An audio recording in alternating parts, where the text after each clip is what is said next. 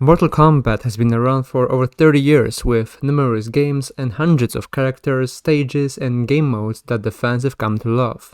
But almost every game in the series has had features and ideas that never made it, for all kinds of reasons. In this video, I'll dive into the cut content of the franchise, from characters that were data mined or scrapped at the last minute, to removed stages, cancelled game modes, and even entire games that never saw the light of day. So without further ado, let's get straight into it. First, let's talk about some of the characters that were cut or never made it to Mortal Kombat, and there is quite a lot of them. Deadly Alliance actually had multiple fighters that were scrapped, with one of the most interesting ones being Tiamat, who was a dragon-like character in appearance inspired by Babylonian mythology.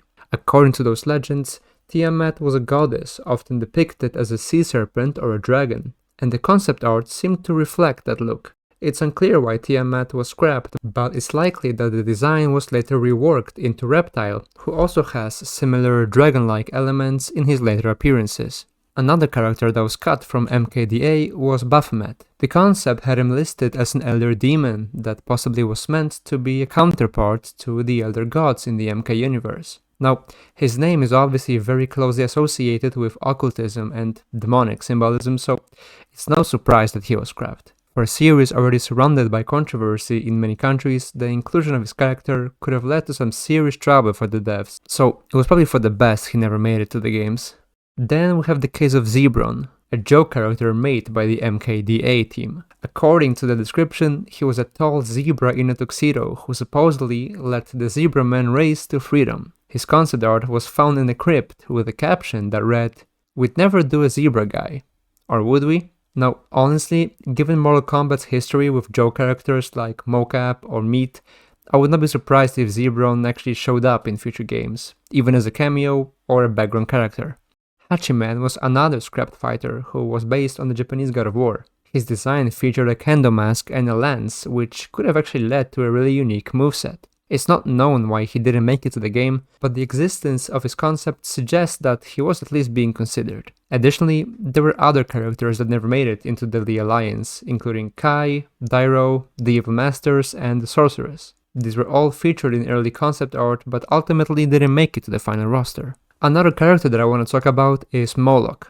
While he is an existing boss in the game, one of the action replay codes suggests that he had an unused moveset that actually was heavily borrowed from Dramin. Now, some of the combos from it worked when used, but when the player performed a throw, Belokk would completely freeze until the end of the round. It is rumored that maybe he was going to be a secret character, but eventually this idea was scrapped. Mortal Kombat Gold also had a cut character named Belokk. Ed Boon confirmed that he was meant to be playable, but the team didn't have time to finish him.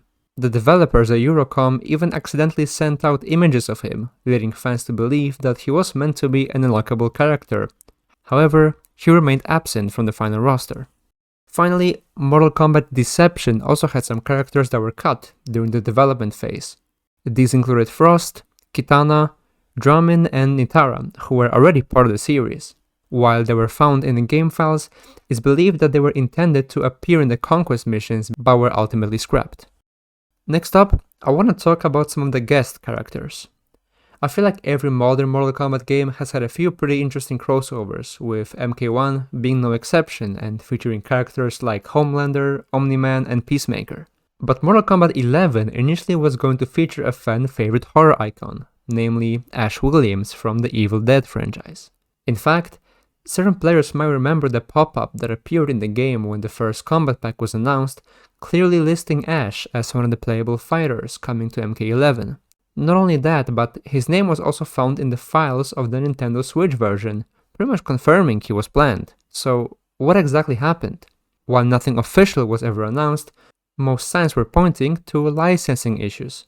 Bruce Campbell, who plays Ash, was asked about the situation during an interview, to which he responded that things like this often fall apart behind the scenes due to licensing rights, so it's likely the deal just didn't come together in time and he was eventually replaced by the Joker. But Ash wasn't the only horror legend that was considered. After MKX released, Ed Boon revealed that plenty of collaborations were being considered for the game, one of them being Michael Myers from Halloween. The most likely reason for his absence was redundancy. Even though he was discussed by the devs, He probably felt too similar to Jason, and they simply chose the latter. Now, obviously, fans are still waiting for him to be playable, and honestly, given that Ghostface joined the roster of MK1, there's definitely a high chance of Myers getting added at some point down the line. Even Mortal Kombat vs. DC Universe had some scrapped guest characters. Ed Boon confirmed that both Harley Quinn and Doomsday were being developed for the game, but were eventually cut when Midway Studios shut down due to bankruptcy.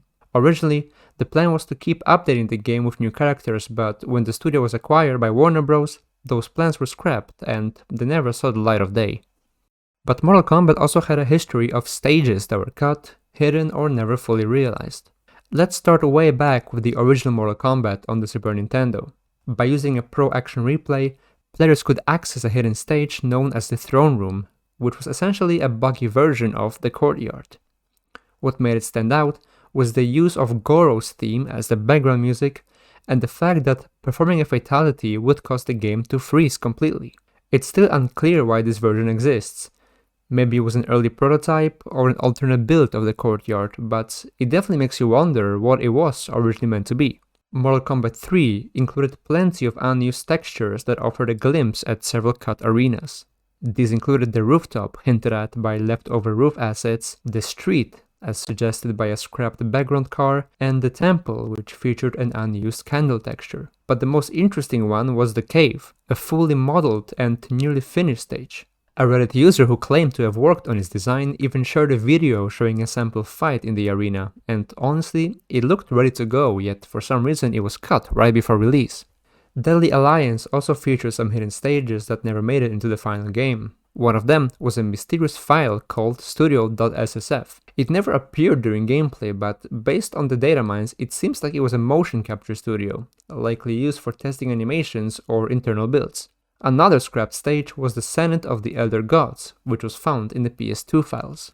However, concept art in the crypt gave us a glimpse at how it was supposed to look like. Now, I don't know if it's just me, but it looks very similar to the Jedi Council in the Revenge of the Sith movie. Let me know if you also see the resemblance. Even though it never made it to the final game, a very similar stage did show up later in Mortal Kombat vs. DC Universe. Finally, MK Armageddon featured a scrapped crypt stage, which was originally used for character viewing and the select screen. A leaked image even shows two fighters standing in the arena, suggesting that it may have been considered as a fully playable stage, before ultimately being cut from the game. While not as numerous as the cut characters or stages, Mortal Kombat has also had some scrapped game modes, which definitely would have added some variety to the gameplay experience. MK9, for example, was originally going to include an endurance mode, a concept dating all the way back to the very first Mortal Kombat. Players would face multiple opponents one after another, though only fighting one at a time. Sadly, the mode was cut from MK9 due to time constraints. That said, the idea still was present in different parts of the game, like in Raiden's chapter, where he fights 3 undead warriors on a single health bar. Fast forward to MK1, leaked files from 2023 hinted at several unused modes that were never officially announced. One of them was a return of a tag team mode, last seen in MK9, which allowed for 2v2 battles. Those were either co-op or single player, with the player switching between the two fighters. With the introduction of the cameo system in MK1, which serves a similar role, it's possible that the tag mode was cut to avoid overlapping mechanics. Well-known leaker Tiny also uncovered references to other classic modes like Test Your Sight, Test Your Luck, and Test Your Strike, which were featured in some of the previous entries. There were even challenges referencing Mercy, suggesting that the mechanic was planned to return as well. Now, while in theory there is still a chance that some of these features could be added in future updates, the lack of any mention since launch suggests that they were likely cut from the game, at least for now. Finally, Mortal Kombat also has had a history of unreleased games and spin-offs, some of which fans are still hoping to see someday, so let's dive into a few of the most interesting ones. In 2005, Paradox Studio released Mortal Kombat Shaolin Monks, a co-op brawler focused on Liu Kang and Kung Lao. It was quite a big success as it offered something fresh compared to the traditional fighting formula. After the game launched, the team began working on a sequel called Mortal Kombat Fire and Ice, which was going to feature Scorpion and Sub-Zero as playable protagonists. As later confirmed by Ed Boon, a prototype of the game was actually developed, but unfortunately, time and budget constraints caused the project to be shelved. In 2009, A former Paradox developer revealed that only a few early levels and character designs were completed before the studio layoffs led to the game being shut down. Honestly, I think it's a shame, as a story-driven co-op game centered around the series' two most iconic characters would have definitely caught the attention of fans. Another title which never saw the light of day was Mortal Kombat HD Arcade Collection. Now, most fans know the 2011 release that bundled the first three games, but not many realized that it was originally planned as a full HD remake. The version would have featured brand new sprites, updated sound effects, and completely overhauled menus and UI. Although it was never officially announced, various retailers had the title listed online. After the arcade collection came out, several artists posted behind-the-scenes images of updated models. Ed Boon even teased a future article about the project in 2015, but sadly it never happened and the title wasn't mentioned ever since. And then there's the case of Mortal Kombat vs DC Universe 2, a game that technically never existed but had a lot of fans talking about it. Back in 2018, Ed Boon changed his profile picture to show Batman and Scorpion together, which immediately sparked rumors of a sequel. He quickly clarified that there was no plans for the game. Since then, NetherRealm has focused on the Injustice series, occasionally featuring MK fighters as guests.